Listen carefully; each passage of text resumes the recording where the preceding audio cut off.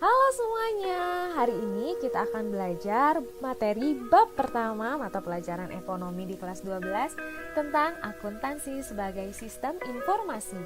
Nah, kalian sebelumnya pasti sering dengarkan tentang akuntansi. Nah, kita akan membahas apa sih itu akuntansi dan apa fungsinya akuntansi. Pokok bahasan di pertemuan pertama ini kita akan membahas tentang pengertian akuntansi, pemakai informasi akuntansi, dan karakteristik pemakai informasi akuntansi. Kita langsung mulai ke bahasan yang pertama ya. Pengertian akuntansi. Jadi, akuntansi adalah proses mengidentifikasi, mengukur, dan melaporkan informasi ekonomi yang memungkinkan pengambilan keputusan dan penilaian yang jelas serta tidak membingungkan oleh penggunanya. Itu pengertian akuntansi menurut. Selanjutnya, pemakai informasi akuntansi.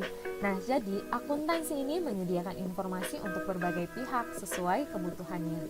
Nah, pemakai atau pengguna informasi akuntansi ini dibagi menjadi dua kelompok. Ada yang tahu apa aja? Yang pertama yaitu pihak internal dan yang kedua adalah pihak eksternal. Nah, bedanya apa sih pihak internal dan pihak eksternal? Jadi, kalau pihak internal itu adalah orang-orang yang langsung berkaitan dengan perusahaan, sedangkan pihak eksternal itu tidak langsung bekerja atau tidak langsung berkaitan dengan perusahaannya. Nah, pihak internal siapa aja sih? Yang pertama yaitu pimpinan perusahaan, yang kedua adalah kepala bagian akuntansi, yang ketiga adalah kepala bagian keuangan, dan yang keempat adalah kepala bagian lainnya. Kalian tahu nggak sih, apa bedanya kepala bagian akuntansi dan kepala bagian keuangan?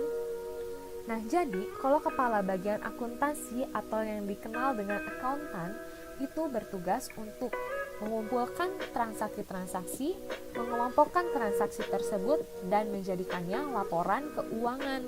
Sedangkan kepala bagian keuangan atau yang dikenal dengan finance, ia bertugas untuk mengelola atau mengatur dana perusahaan. Nah, biasanya jika dalam tentang keuangan itu dibagi menjadi dua kepala bagian seperti ini, ada kepala bagian akuntansi dan kepala bagian keuangan, itu biasanya di perusahaan-perusahaan besar yang pengelolaan dananya cukup besar. Sedangkan kalau untuk di perusahaan kecil yang pengelolaan dananya tidak terlalu besar, biasanya itu hanya dilakukan oleh satu orang saja, jadi tidak dibagi dua seperti ini. Selanjutnya, kita ke pihak eksternal. Siapa aja sih yang masuk ke pihak eksternal? Yang pertama adalah pemilik perusahaan. Siapa sih pemilik perusahaan itu?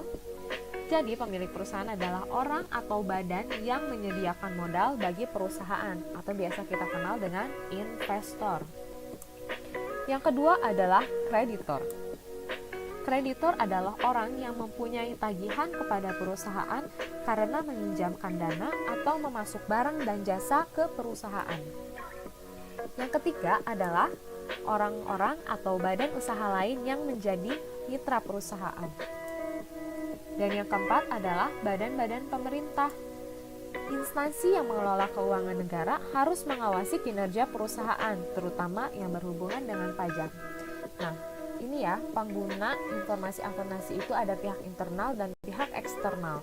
Kalian harus tahu kenapa mereka membutuhkan informasi akuntansi. Kita masuk ke pembahasan tentang karakteristik pemakai informasi akuntansi. Yang pertama yaitu pimpinan perusahaan. Peranan informasi akuntansi sangat menentukan bagi kemajuan perusahaan dalam pencapaian laba perusahaan. Informasi akuntansi dapat memberi berbagai informasi yang diperlukan untuk kemajuan perusahaan. Nah, kenapa seorang pimpinan perusahaan itu memerlukan informasi akuntansi? Karena seorang pimpinan itu ia harus mengetahui keadaan keuangan perusahaannya. Kalau seorang pimpinan tidak mengetahui keadaan keuangan perusahaannya, bagaimana jika perusahaan itu tiba-tiba bangkrut? Nah, jika pimpinan perusahaan mengetahui keadaan keuangan perusahaannya, ketika perusahaan mengalami kerugian, seorang pimpinan harus mencari strategi atau promosi apa yang harus dilakukan agar bisa mencapai laba maksimum dan tidak menimbulkan kerugian. Nah, itulah mengapa pimpinan perusahaan memerlukan informasi akuntansi atau harus mengetahui laporan keuangan perusahaannya.